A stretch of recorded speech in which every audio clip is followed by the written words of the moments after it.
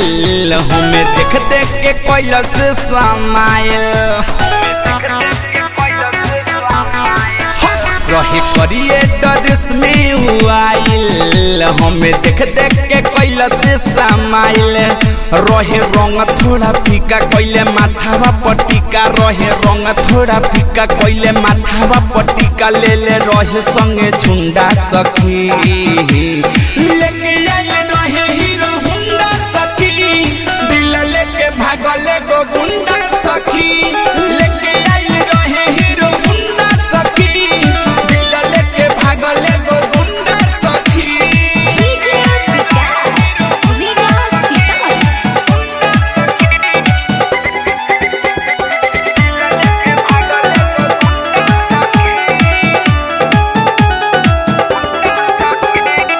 घूमे गईल रहनी बगल के मठ हो हाय हेलो कोई खेला भइल अलगत हो छन में सोझा से गईल बाहट हो सखी हो बतिया कहिले जमन सच हो ए सखी सुन तारू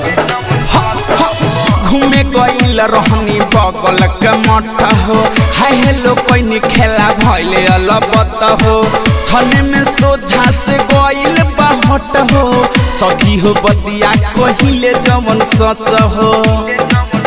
हम होई गईनी फिदा जब देखाई देला पिज्जा हम होई गईनी फिदा जब देखाई देला पिज्जा मोछा मुंडा सखी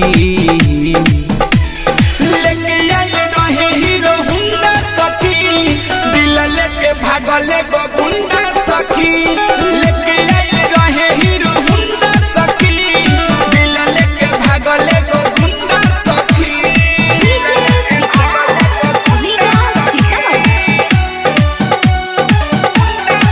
अलबेला रिकॉर्डिंग स्टूडियो गढ़ी माई नेपाल। पता कोई नाम हवे अलबेला देखेला सखी हो मन तरसेला मिठू मिसाइल सब देखले बखेला सुबह नबीनवा उखाड़ेला झमेला पता कोई नाम हवे अलबेला देखेला सखी हो मन तरसेला मिठू मिसाइल सब देखले बखेला सुबह नबीनवा उखाड़ेला झमेला सखी लागल बड़ी डर हमरा दिल के भीतर सखी लागल बड़ी डर हमरा दिल के भीतर हम कए जगह ढूंढा सखी लेके आइल रहे हीरो हुंडा सखी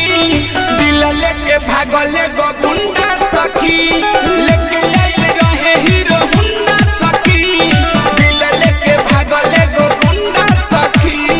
करिए ड्रेस में आइल हमें देख देख के कैलस समाइल